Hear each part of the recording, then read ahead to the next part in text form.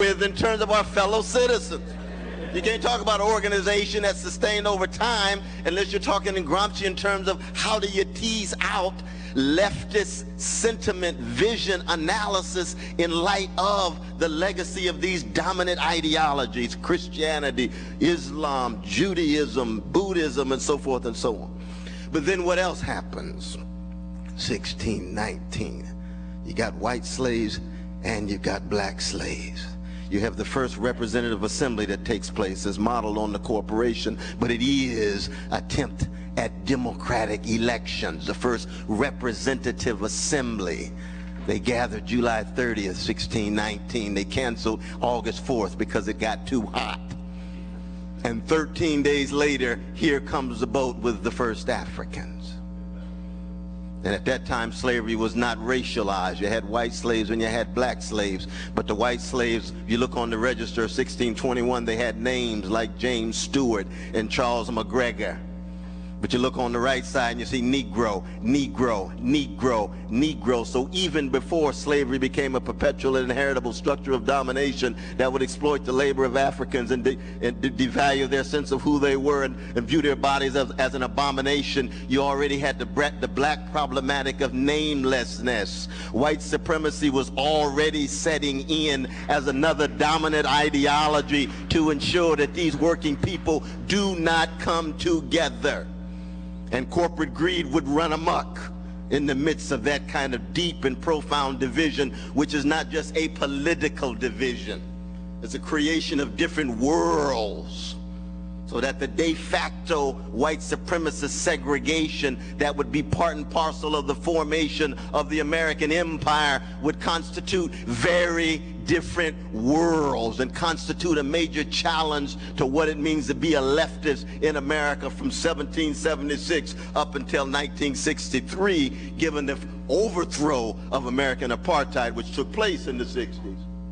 And then we now wrestle with the legacy, with the triumph of the black freedom movement and all of the white and black, the white and brown and yellow and Asian comrades who were part and parcel of that black freedom movement that broke the back of American apartheid in the 60s.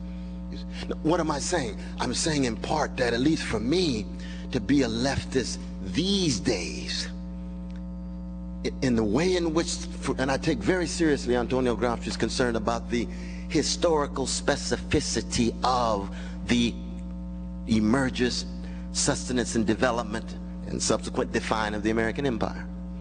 And when you actually look closely at that empire, it seems to me, what we have to come to terms with is the fundamental role of corporate greed, religious ideologies, white supremacy, the fundamental role of popular culture, youth, and acknowledge that anytime you're talking about white supremacy, you're always already in some way talking about the